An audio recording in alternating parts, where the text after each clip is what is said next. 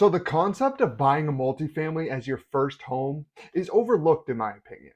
Are you someone that's kind of afraid of the commitment of buying a house, or maybe you just don't know if you can even afford one that you'd actually want to live in this type of market with all the interest rates rising, prices are still pretty high? Well, in today's video, I'm going to go over the power of actually buying a multifamily and why it's a good thing in this type of market and how it can actually help you reduce your cost of living by a pretty substantial amount.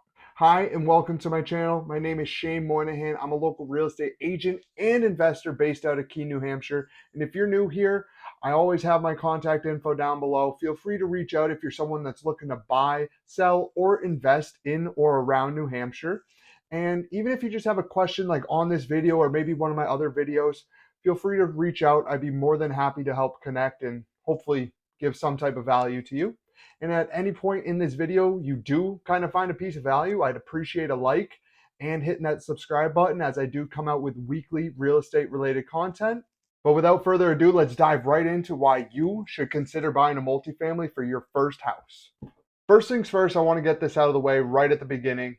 And it could be obvious. If you're someone that has no interest in becoming a landlord or taking care of anyone's tenants or your own tenants in this case, and not doing anything with property management, then this is probably just not for you. And that's completely fine. But if you are someone that's at least considering the idea and you see some upside in becoming a landlord and investing in your future, well, then I certainly think you should stick around and kind of see the example I'm going to show of how this can actually help you reduce your living expenses and make it a little bit easier you, especially if you're like I was when I first bought my house in your young 20s and trying to get a little bit of a housing payment down, because with the rent these days, or if you're buying in the mortgage payment, they get pretty high.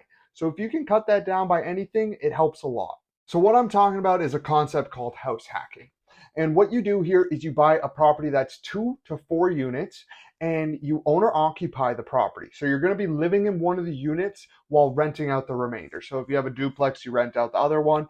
If you have a fourplex, you rent out the other 3, which would be great. They are kind of hard to find, but this will greatly reduce your living expenses, if not eliminate. Or if you find a really great deal, you can even cash flow while literally just living in the property. All you have to do is put up a little bit of money up front, buy the house. Of course, it's your responsibility. I mean, it's your house. You're the one that's going to be writing up the leases, have your names on these leases for the tenants.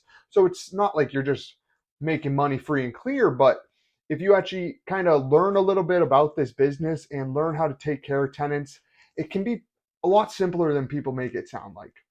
And the big reason why I'm suggesting that you do this as your first property is because you can take advantage of an FHA loan, which only makes you put down 3.5%. So you can get into your first investment property, which is a way you should look at it as an investment, because it's not just for you as a single family. You're actually going to be making money off this property. So that's why you should look at it as an investment.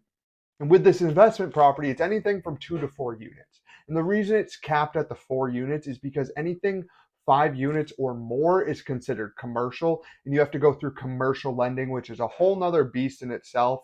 But with an FHA loan, you are allowed to get, of course, a single family too, but anywhere from 2 to the 4 units.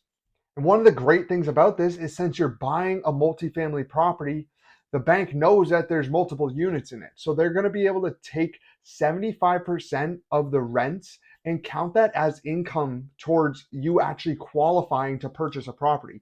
So chances are you're going to be able to qualify for more of a purchase price than if you were to go single family, because with single family, you don't have any of this additional income coming in.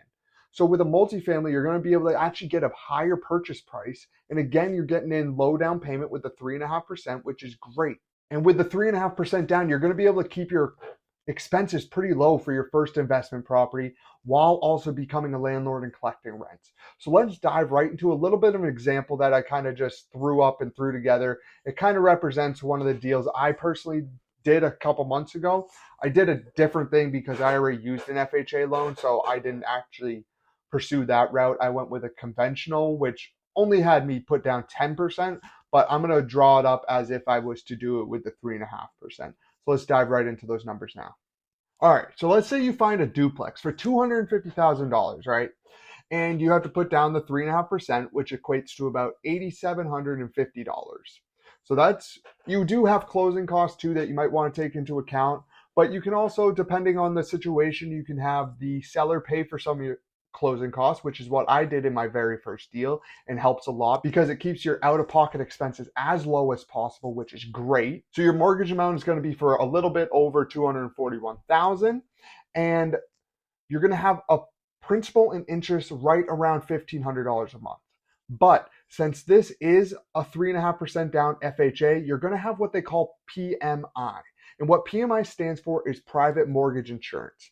And the reason this gets tacked on is because with only a 3.5% down payment, that's such a low down payment that it's basically just kind of covering the lender's butt, because if you're not putting the conventional 20% down, anything lower than 20% is going to have private mortgage insurance just to be safe with the lender side of this.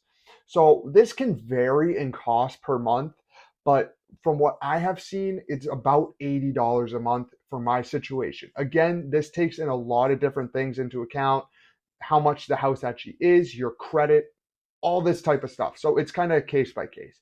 But for me, it's been about $80. And then I'm also going to group in the property insurance and property taxes. Now, keep in mind, I'm in New Hampshire. New Hampshire has high property taxes because we don't have sales or state income tax. So we get hit hard on property taxes. So I'm going to run these numbers with property taxes at $6,000 a year, which might sound a lot compared to where you might be.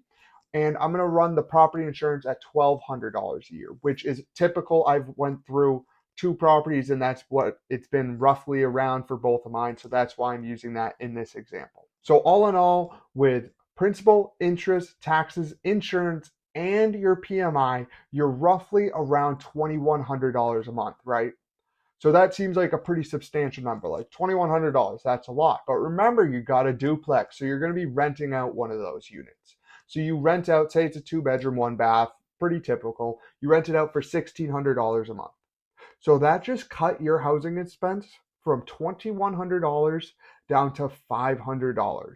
So now you're living basically, I mean, yes, you're living for cheaper than what you'd rent a room in most areas around the country. So you're owning this whole place out of pocket for you $500 a month. And again, remember, your down payment was $8,750. So you have cut your expenses down so much. And then if you really want to get interesting with this, say that your unit is a 2-bedroom, 1-bath also. Maybe it's only you live in there. You rent out the other bedroom for $700 a month, which is kind of what it goes for around here. Now you're getting paid $200 just to own a house. All you did was put up the 3.5%, which, yes, that's an out-of-pocket expense, and you might have some closing costs depending how your deal is structured. But you're now getting paid $200 a month to own a property. Now, yes, you are the landlord. You have to actually maintain your property, and if something does come up, you have to be the one to repair it.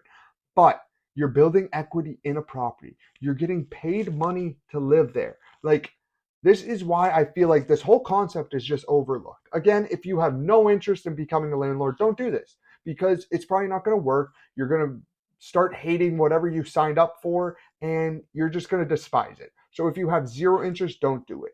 But if you at least entertain the idea, I suggest you read a couple books on property management, even if you're only going to get this one property. But the other benefit of this is, say that with an FHA loan, you have to own or occupy for at least a year before you can do anything else. So say after that year, you're sick of living in a unit. You go buy a personal house in just a regular single family. Guess what? Now you get to count your property as additional income. So say you take $1,600 was what you're renting the other one for. So let's rent yours for $1,600. You're now bringing in $3,200 a month. Your mortgage payment is $2,100. Now, of course, there's going to be a couple other things that you have to take into account once you actually learn a little bit more about renting. But you're going to be cash flowing on this, which is more additional income that now you can use to qualify for your new home. And guess what? Either you can take that cash flow, save it, and do whatever you want with it, or you put it towards your next actual single family house and you reduce the cost of living on that also. So that sounds like a pretty sweet deal, right? Because now All you did was put in your 3.5% down, you used your FHA loan to its maximum ability, and this again is on a duplex. So if you find a triplex or a quadplex and you can actually get 2 to 3 units renting out, chances are you're gonna be cash flowing while living there. And again, this is something that my suggestion is don't sell it once you're ready to find a new house. Use that income to qualify for your next home. It might take you a little bit longer, but guess what? You're saving so much money every month on your housing expenses that you should be able to save more because you made this smart decision and bought a multifamily property. So, again, that is why I think this whole concept is so overlooked. It can be a game changer, especially if you are young. I went through this personal experience. I bought my first one at 20 years old, and guess what? I've been kind of spoiled not having to pay much for rent because this is just what I've become used to. And it allowed me to buy my second property, which I'm doing the same thing with. That's why I feel like people should be more aware of this concept. Actually use it and use it while you're young, where guess what? If you weren't going to buy a house, what were you be living in? An apartment. So you might as well own the dang gum apartment, right?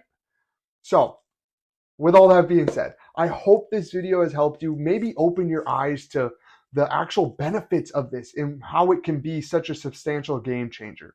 And I hope it provides you with some value. If it did, please again hit that like and subscribe button. I come out with weekly videos.